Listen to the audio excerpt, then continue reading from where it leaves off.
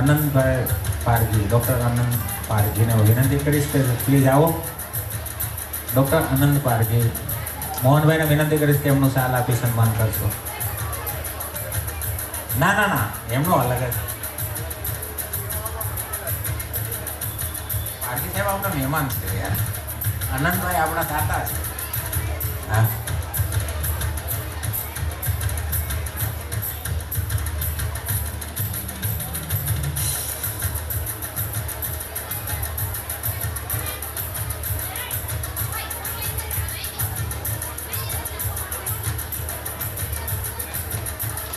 આ ઋષિભાઈ આવી જાતો.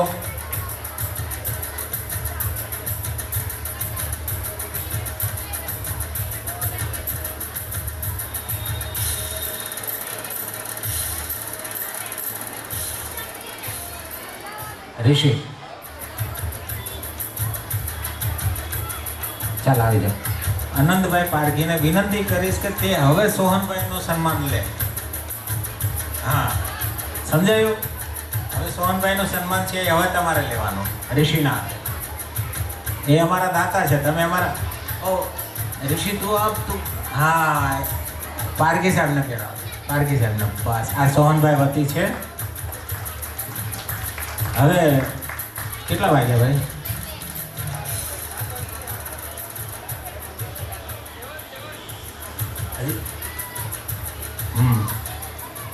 હવે પારઘી સાહેબને વિનંતી કરીશ કે થોડું મોટિવેશનલ.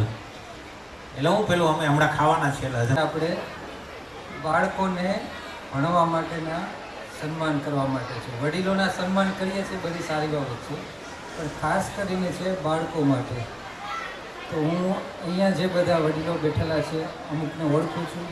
મોહનભાઈ જે છે, નારણભાઈ જે છે, મનોજભાઈ જે છે અને બીજા વડીલ મિત્રો બધા અહીંયા બધા મારા પપ્પાની ઉંમરના છે બધા. તો શરૂઆત કરીએ આપણે કે બાબા સાહેબના ચરણોમાં વંદન કરીને અને દરેક વડીલોના ચરણોમાં વંદન કરીને આજનો જે આપણો પ્રોગ્રામ જે છે ખાસ કરીને દરેક બાળકોને કઈ રીતે આપણે શિક્ષણમાં આગળ લઈ જઈએ. જેમ આપણે ચાવડા સાહેબે વાત કરેલી ને, ફીસ ભરવાની, બરાબર. જો તમારે ભણવું હશે ને તો ફીસ ભરવાની હોતી જ નથી ક્યારે. જેને ભણવું હોય ને એને ફીસનો કોઈ પ્રશ્ન આવતો જ નથી ક્યારે. તમારી સામે એક્ઝામ્પલ છે. મારે ક્યારેય ફીસ ભરવાની આવી નથી. એવું કાંઈ બાકી નથી કે હું ભણેલો નથી. જેટલું બધું હતું ટોપ ટુ બોટમ બધું ભણેલું. મારે ક્યારેય ફીસ ભરવાની આવતી નથી. બાબા સાહેબ બધી ફીસ દરેક લોકોને ભરીને ગયેલા છે. તો તમે વિચાર કરો, અહીંયાથી જેટલા પણ બાળકો વડીલો બેસેલા છે દરેકને કલેક્ટર બનવાની ઈચ્છા હશે કે નહીં હોય? છે કે નથી કોઈને? તો તમારે બાબા સાહેબને દરેકે બધાએ વાંચવા પડશે. ગાંધીજીને વાંચવા પડશે, શહીદ ભગતસિંહને વાંચવા પડશે, સરદાર વલ્લભભાઈ પટેલને વાંચવા પડશે. દરેક જે આગળના મહાનુભાવો છે એને આપણે શાંતિથી વ્યવસ્થિત તમારે વાંચવા જોશે. તો જ તમે કલેક્ટર બની શકશો. જો બાબા સાહેબ તમને નહીં યાદ હોય તો કલેક્ટર બનવું અશક્ય છે તમારા માટે.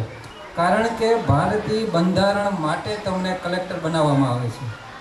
તમને કલેક્ટર બને છે તો જિલ્લાના વડા હોય છે, કમિશનર બને છે તો લો અને ઓર્ડર તમારે મેન્ટેન કરવાનું હોય છે.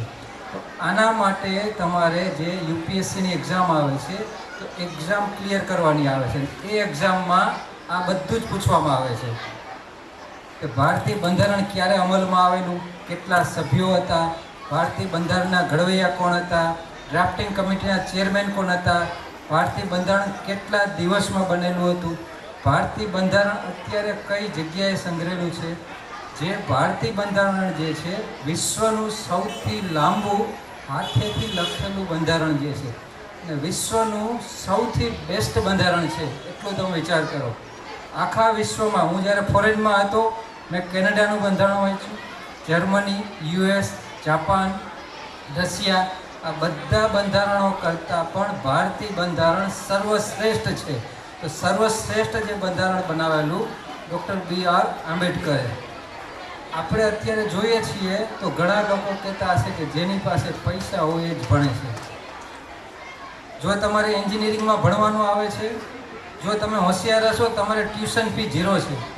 તો ક્યાં ફી ભરવાની આવી? ટ્યુશન ફી ભરવાની ને જો તમે આઈઆઈટીઝમાં જશો, એનઆઈટીઝમાં જશો, ટ્યુશન ફી 0 છે. એવી રીતે જે centrally funded national importance institution છે, ફીસ બધી 0 છે. સરકારી કોલેજમાં ફીસ એકદમ નહિવત હોય છે. ફીસ તમારે ત્યારે ભરવી પડે કે જ્યારે તમારામાં કેલિબર નથી, ત્યારે તમે પ્રાઇવેટ કોલેજમાં જશો ત્યારે તમારે ફીસ ભરવાની આવશે. તો ફીસ ભરવાનો પ્રશ્ન ક્યાંય થતો નથી. અને અહીંયા આપણે જેટલા પણ છે વડીલો છે, દરેક જગ્યાએ તમે તમારા બાળકોને ઇન્વોલ્વ કરો, તમારા ખાસ કરીને દીકરીઓને ઇન્વોલ્વ કરો. જે બાબા સાહેબ કહી ગયા છે ને, જો તમે તમારા દીકરાને ભણાવશો તો એક જ કુટુંબ તારશે. જ્યારે તમે તમારી દીકરીને ભણાવશો તો 2 કુટુંબ તારશે. વિચાર કરો કે દીકરીનું કેટલું મહત્ત્વ છે સમાજ માટે. જો તમારી દીકરી ભણશે તો 2 કુટુંબને તારશે, ને 2 કુટુંબમાંથી એમાંથી આખું વૃક્ષ બનશે ને કેટલા કુટુંબો આગળ જશે. તો ખાસ કરીને તમે ભણતર ઉપર ધ્યાન આપો. ને એવું જરૂરી નથી કે ભણી ગણીને તમારે ડૉક્ટર, એન્જિનિયર બનવું. That is not mandatory. ખાસ જો તમે ભણશો તો તમને ધંધો કેવી રીતે કરવો એ ખ્યાલ આવશે. અને ભણવાનો હંમેશા એમ ક્યારે પૈસા કમાવાનો ન હોવો જોઈએ. પૈસા તમારી પાસે ઓટોમેટિક આવશે જો તમારી પાસે જ્ઞાન હશે. અત્યારે જે સમય ચાલી રહ્યો છે આર્ટિફિશિયલ ઇન્ટેલિજન્સનો, કમ્પ્યુટર દરેક પ્રકારના કામ કરી શકે છે. કોઈ પણ પ્રકારનું એવું કામ નથી કે કમ્પ્યુટર ન કરી શકે. તો આના માટે તમારે સ્કિલ ડેવલપ કરવાની છે. જે સ્કિલ કેવી રીતે ડેવલપ કરશો? અથાગ પરિશ્રમથી. અથાગ પરિશ્રમ એટલે તમારે કન્ટિન્યુઅસ વર્ક નથી કરવાનું, લેબરિયસ વર્ક, પણ તમારે અત્યારે સ્માર્ટ વર્ક કરવાનું. જે તમારે બધા પાસે અત્યારે સ્માર્ટફોન હશે, તો જો તમે સ્માર્ટ વર્ક કરશો તો જીવનમાં આગળ વધી શકશો. અને એવું જરૂરી નથી કે તમે હંમેશા ટોપ ઇન્સ્ટિટ્યુશનમાંથી પાસ થયેલા હશો તો જ પૈસા કમાશો કે તો જ નોકરી બનશો. એ કોઈ જરૂરી નથી. ગૂગલમાં તમારે નોકરી મેળવવાની હોય તો તમારે કોઈ પણ પ્રકારના ભણતરની જરૂરિયાત નથી. માઇક્રોસોફ્ટમાં તમારે જવું હશે તો કોઈ એજ્યુકેશન ડિગ્રીની જરૂરિયાત નથી. ફેસબુકમાં જવું હશે તો કોઈ ડિગ્રીની જરૂરિયાત નથી. તમારામાં જે સ્કિલ હશે તો તમે 100% આગળ વધી શકશો. કોઈ પણ કાર્ય કરો. ફોર એક્ઝામ્પલ અત્યારે તમે જો ઉનાળો જે છે તો ઉનાળામાં ફૂલ ગરમી પડે છે. જો તમે એસી રિપેર કરતાં આવડતું હશે, પંખો રિપેર કરતાં આવડતું હશે તો મેક્સિમમ પૈસા તમે કમાઈ શકશો. અને જો તમારી સ્કિલ સારી હશે પછી તમે કોઈ પણ કામ કરતા હોય છો. કામ હોય છે. કોઈ કામ ઉચ્ચ નથી, કોઈ કામ નીચ નથી. બધા કામ સમાન છે. ઉચ્ચ નીચ કોઈ જગ્યાએ હોતી જ નથી.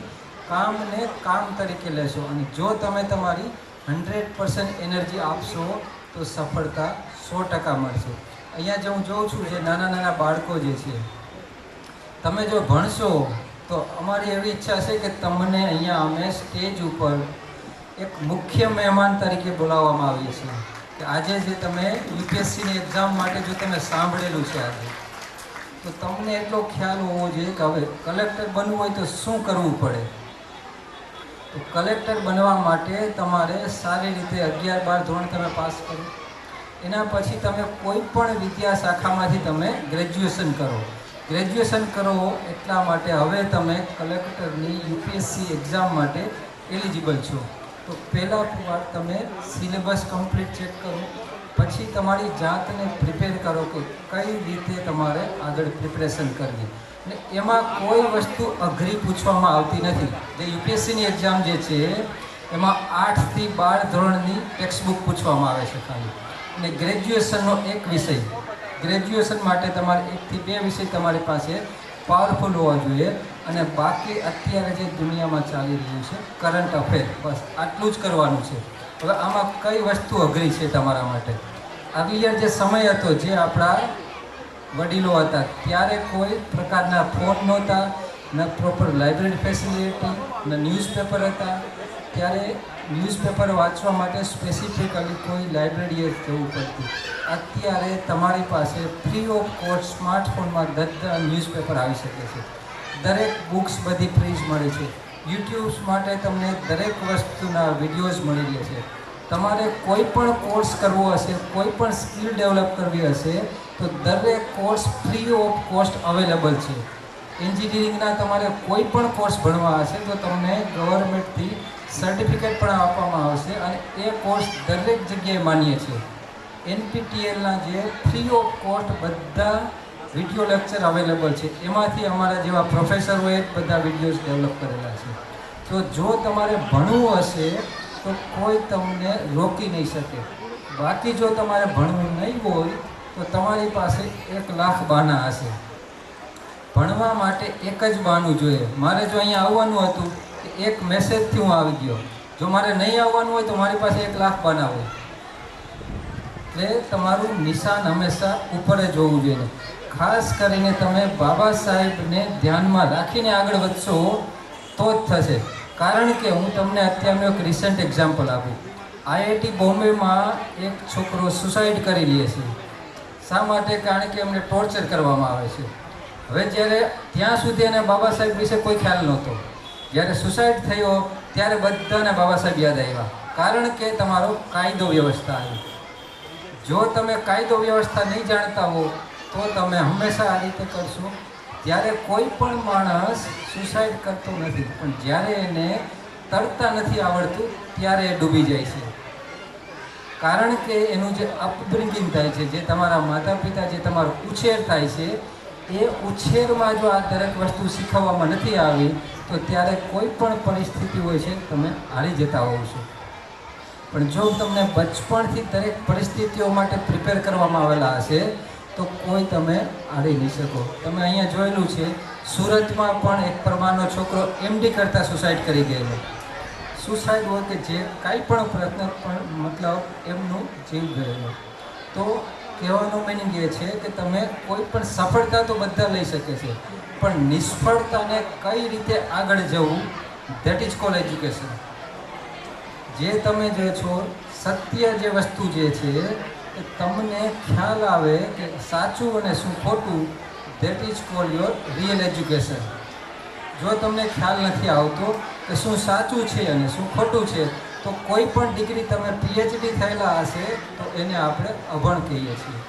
કારણ કે એમને ખ્યાલ જ નથી કે શું સાચું છે, શું ખોટું છે. ભણવાથી તમારું ઇન્ટેલેક્ચ્યુઅલ લેવલ ઊંચું આવે છે. જો તમારું બ્રેઇનનો વિકાસ નથી થતો, જો તમારું વિચારવાની શક્તિ નથી વિકાસ થઈ શકતી તો એ ભણતરની કોઈ વેલ્યુ નથી. તો ખાસ કરીને તમે તમારો બ્રેઇન ડેવલપ થાય એના માટે કાર્ય કરો. કોઈ પણ વસ્તુ હશે, કામ હોય છે, પછી તમે કોઈ પણ કામ કરો. કોઈને બાયોલોજીમાં ઇન્ટરેસ્ટ હશે, કોઈને મેથેમેટિક્સમાં ઇન્ટરેસ્ટ હશે, કોઈને કોમ્પ્યુટર્સમાં ઇન્ટરેસ્ટ હશે, કોઈને ડાન્સમાં ઇન્ટરેસ્ટ હશે, કોઈને એક્ટિંગમાં ઇન્ટરેસ્ટ હશે, કોઈને સ્પોર્ટ્સમાં ઇન્ટરેસ્ટ હશે, કોઈને પોલિટિકલ એક્ટિવિટીમાં ઇન્ટરેસ્ટ હશે. તમારા બાળકોને ક્યારે કોઈ પણ પ્રકારનું પ્રેશર ન કરો.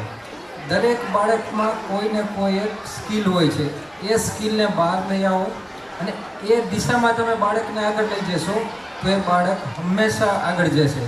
પણ ઘણીવાર લોકો કહેતા હોય છે કે તમે તમારા બાળકોને ડૉક્ટર જ બનાવો છો, મારા બાળકોને ઇંગ્લિશ મીડિયમમાં મોકલવા છે, પણ એ બાળકની કેપેસિટી જોતી નથી તો તમે એના માટે લખાવું છે આ બધું. પણ જો તમે બાળકને પોતાની સ્કિલ જે છે એ દિશામાં તમે આગળ લઈ જશો તો એ બાળક 100% આગળ જશે અને ઓછી મહેનતે આગળ વધશે. કહેવા માટે તો ઘણું બધું છે. હું પ્રોફેસર છું કે હું કન્ટિન્યુઅસ બોલી શકું છું, પણ આપણી પાસે આજે ઘણો બધો કાર્યક્રમ બાકી છે, બરાબર. ખાસ કરીને તમારે કોઈ પણ જગ્યાએ કોઈ પણ ડિફિકલ્ટી આવે, ખાસ કરીને ઇન્ડિયન એજ્યુકેશન હોય કે હાયર એજ્યુકેશન હોય, થ્રુ આઉટ ધ વર્લ્ડ તમે મારો ક્યારે પણ કોન્ટેક્ટ કરી શકો છો. SPNITમાં તમે એની ટાઈમ આવી શકો છો. હાયર એજ્યુકેશન માટે પછી મેડિકલ હોય, એન્જિનિયરિંગ હોય, આર્ટ્સ હોય, કોમર્સ હોય, કોઈ પણ જગ્યાએ તમારો ઇન્ટરેસ્ટ માટે તમે કોઈ જગ્યાએ તકલીફમાં હો તો ક્યારે પણ તમે મારો કોન્ટેક્ટ કરી શકો છો. તો હવે હું મારા શબ્દોને વિનું છું અને જે મને અહીંયા બોલાવેલો, મારું સન્માન કરેલું અને જે મોકો આપવામાં આવેલો તમારી સામે મારા વિચારો વ્યક્ત કરવા માટેનો, તો બધાનો હું દિલથી આભાર માનું છું. અને છેલ્લે જય ભીમ એવરીવન, જય ભીમ, જય ભારત, જય સંવિધાન. Thank you everyone.